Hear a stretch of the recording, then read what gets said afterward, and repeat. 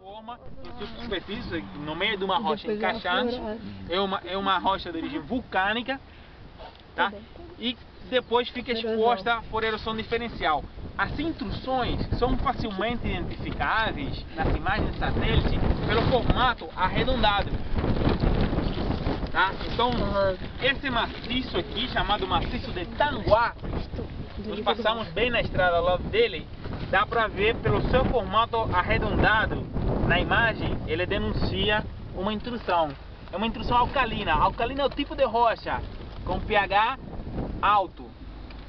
Tá? Os basaltos, por exemplo, são rochas alcalinas, mas o basalto não é uma intrusão. O basalto é uma rocha efusiva, é uma rocha que solidifica em superfície, contato com ar.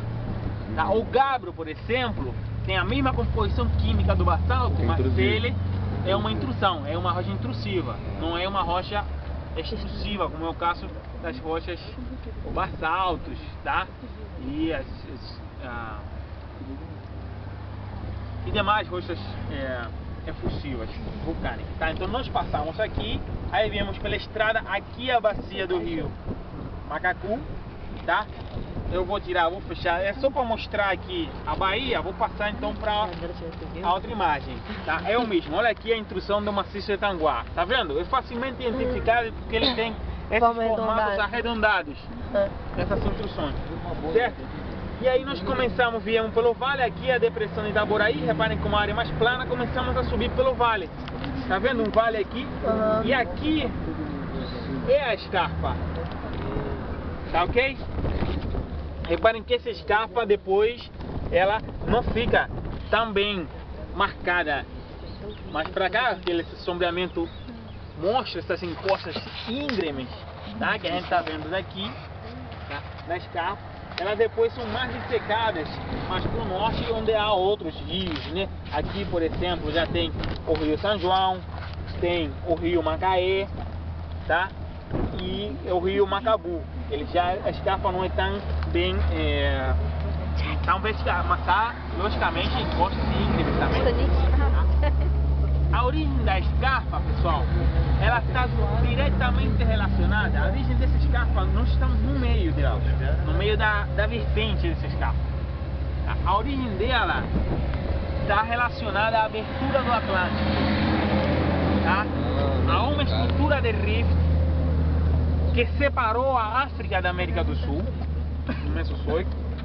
Lembram? A estrutura de rift é um tipo de forma de relevo planetário. Os vales de rift são formas de relevo planetário no interior das placas. Na medida em que o rifteamento desenvolveu para uma bacia oceânica, tá? Essa afluência de magma, formação de assoalho vulcânico, um magmatismo principalmente basáltico, tá? E começa a se abrir, tá?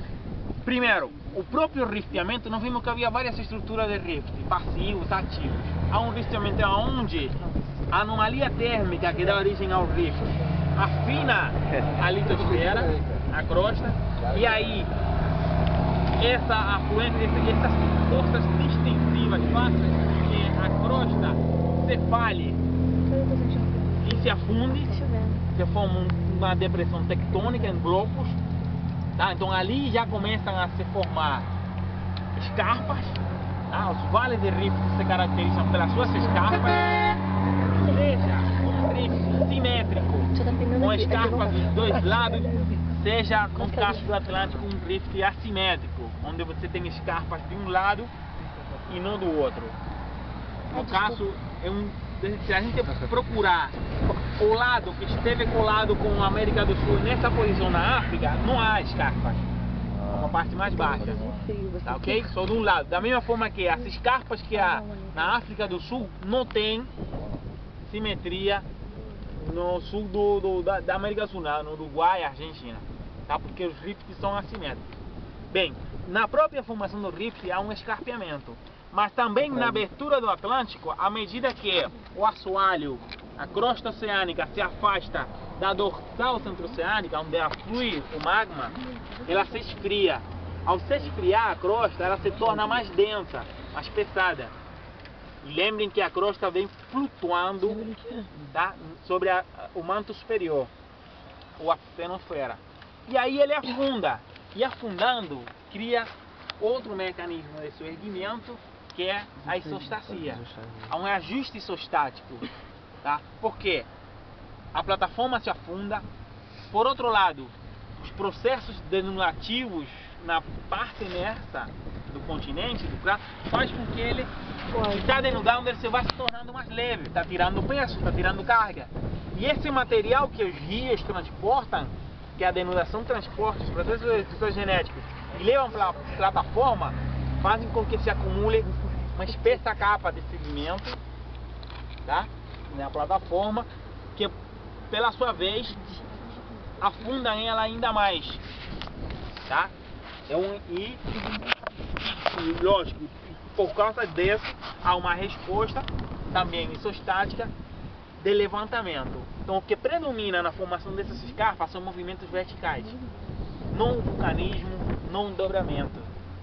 Que isso aqui não é uma área de convergência de placa, é uma área de divergência de placa. Tá?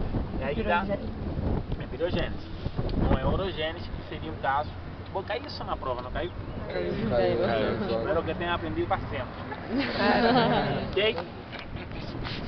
As escarpas, bom, isso que nós vemos do ponto de vista geológico. É claro que também há um dissecamento, há uma ação de processo exogenético nessas escarpas. Os vales são encaixados, isto é, são fundos em forma de V, tá? Esses vales não têm forma de U, como seria mais típico dos vales de baixadas, tá? Eles são convertentes escarpadas. Há muitos movimentos de massa, movimentos gravitacionais. Você vê afloramentos rochosos, ó, por exemplo, lá dá para ver a fatura, a esfoliação da rocha granítica, né, e metamórfica dos pinheiros, né, que forma essas litologias que são extremamente antigas, mais de 600 milhões de anos, as rochas, tá? E essa rede de fissuras, o intemperismo faz com que cada vez mais perda a coesão e acontecem movimentos gravitacionais. Deslizam as rochas, começa com um deslizamento de rocha, que obviamente evolui para um fluxo, uma avalanche de rocha, um fluxo de detritos. Mas muito desse afloramento que a gente vê são planos onde aconteceram deslizamentos. Tá? Então, e é tão íngreme que não há formação de solos. Ao não haver formação de solo, praticamente não há vegetação. Algumas plantas petrófilas, que chamamos, conseguem viver sobre as rochas. Do ponto de vista geomorfológico, nós temos aqui uma grande escarpa tectônica, tá?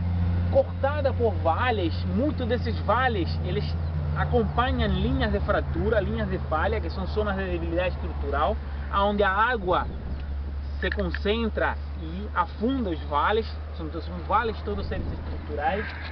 O rio corre, normalmente segue linhas retas, se encaixa bastante, tá? Deixa essas gargantas, essas encostas mais íngremes. Então isso que nós temos, toda essa escarpa secada, mas com um forte controle estrutural. O que é um relevo de forte controle estrutural? A estrutura geológica controla o relevo, controla o escoamento dos rios, a direção em que os rios vão correr, a direção em que os vales vão se desenvolver, vão afundar e vão alargar, mais afundar do que alargar, porque também o nível de baixo está muito longe aqui. Então os rios vão seguir essa tendência a se encaixar cada vez mais. Tá? Do ponto de vista paisagístico, além de nesse relevo, nessa geologia, nós temos, primeiro, uma mudança climática, há um gradiente climático altitudinal. Então, qual é o gradiente adiabático? Em média. Gradiente adiabático. Tem a Carla que dá climatologia para vocês? De tudo. Vou falar para ela que vocês estão perdidos. Diabático. O gradiente adiabático é o quanto cai na medida que sobe. Mais ou menos, em média, é 0,6 graus a cada 100 metros. Tá? Qual é a altura, senhor do GPS? É 992. Mais ou menos isso. 994 metros. Então, na verdade, nós teríamos quase 6 graus de diferença em relação ao nível do mar, se o gradiente for realmente esse.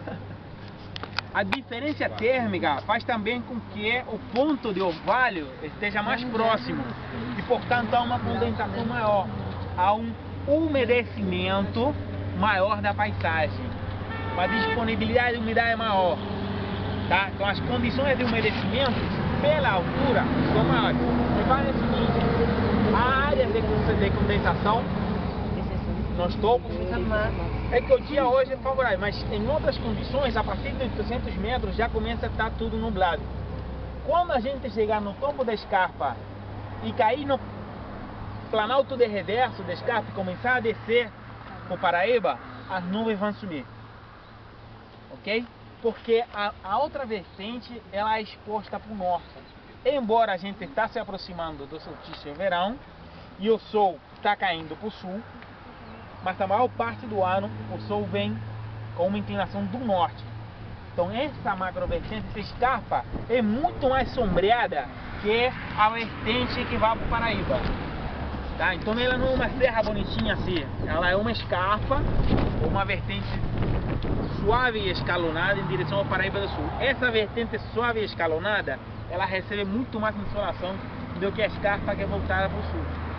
Então essa escarpa ela é íngreme, úmida, tá? Então as vertentes, as encostas, a umidade, tudo favorece o desenvolvimento de uma vegetação, tá? De uma floresta que chamamos de floresta umbrófila. Umbrófila vem de sombreamento, tá? Uma floresta perennifólia. Perennifólia vem de árvores que não perdem as folhas no período seco, que não existe um período seco, tá, ok? Em grande forte é a Mata Atlântica. Claro, nós estamos num parque nacional, estamos no parque estadual, é o Parque dos Três Picos, né? Então há um controle das atividades econômicas, mas por aptidão natural ela não é uma paisagem com aptidão para uso agrícola ou pecuário, tá? Então por isso que os maiores fragmentos de floresta no estado do Rio de Janeiro estão justamente na escarpa da Serra do Mar. Os solos são extremamente, quando existem, são extremamente ácidos, tá? Ou não há solos, ou há o que chamamos de cambisolos, que são solos incipientes, solos pouco desenvolvidos, com abundância de pouco intemperizados, com abundância de minerais primários, tá? Pouco profundos, pedregosos, tá? Onde é possível observar ainda fragmentos da rocha de origem, tá? E sobre o qual há essa vegetação. Qual é a vocação econômica dessa área? Turismo, pode ser. Tem que saber. E áreas protegidas. Certo? A área protegida já, ou seja, a conservação, o conceito de conservação da natureza, ele inclui esse tipo de atividade sustentável, inclui a pesquisa, a educação, a atividade de educação ambiental, mas basicamente como aptidão econômica, nós teríamos basicamente isso, turismo e conservação. Tá? Não tem aptidão para mineração, não, mas tá, são áreas de nascente, oferecem bastante serviços ambientais, tá? Como recarga de aquífero, alimentação de recursos hídricos, né? Formação de nascentes de muitos dos rios, né? A manutenção da água como recurso, a manutenção da biodiversidade, do fundo genético e da geodiversidade também, né? Não é só a diversidade de espécies vegetais e animais, senão a diversidade de paisagens também, que a gente possa ter aqui. Ok? Ok. Dúvidas? Então olha só, do outro lado da rua tem um painel, tem uma beca, e tem um painel, tem um pôster. Tá vendo lá? Sim. O pôster, ele vai dar, ele tá na internet, vocês podem abaixar a imagem se quiser, quem quiser pode tirar uma foto. Mas o painel, ele é bem didático, ele fornece informação sobre o nosso ponto, né, sobre a escarpa, tem uns diagraminhas que vão mostrar a evolução do rift, da formação da escarpa, umas coisas que eu falei aqui, tá? Então olha só, Simbisonice